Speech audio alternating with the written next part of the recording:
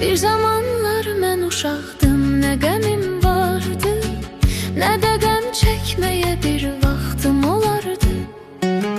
Fikrim ancaq küçədə, məhəllədə, tində idi.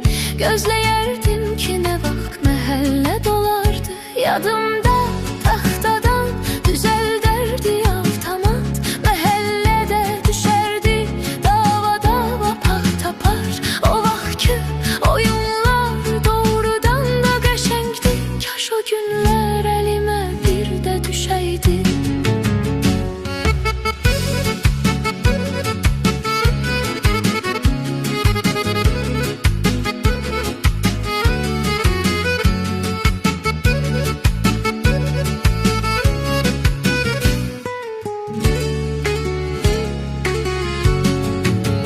Yadıma düşdü uşaqlıqdakı gizlənqaç, gözləyirdi gözünü kimsə yumar qaç.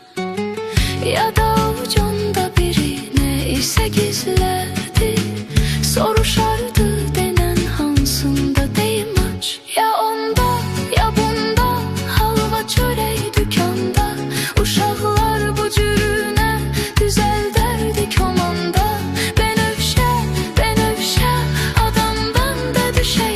Kaş o günlər əlimə bir də düşəydi.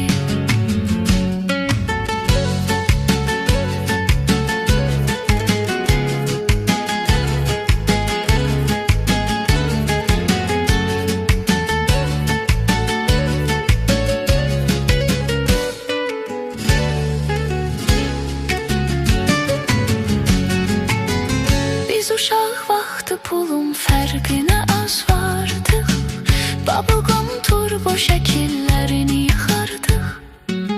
Salka salka oyununda gətirib hamısını, dəydi bir mindi ki şərti qoyardıq. Yadımda taxtadan var idi samokat, gözəl idi o vaxtçı oyunlarla həyatımız. Biri ortada qaldı, biri yetdi şüşəydi. Kaş o günlər əlimə bir də düşəydi. Gün oldu, ay oldu, il oldu, zaman oldu. O günlər, o aylar, o illər güman oldu. Veriyeyim, ört yatım, əcəb yaxşı peşəydi. Kaş o günlər əlimə bir də düşəydi. Gün oldu, ay oldu, il oldu, zaman oldu. O günlər, o aylar, o illər güman oldu. Veriyeyim, ört yatım, əcəb yaxşı peşəydi. Kaş o günlər əlimə bir də düşəydi.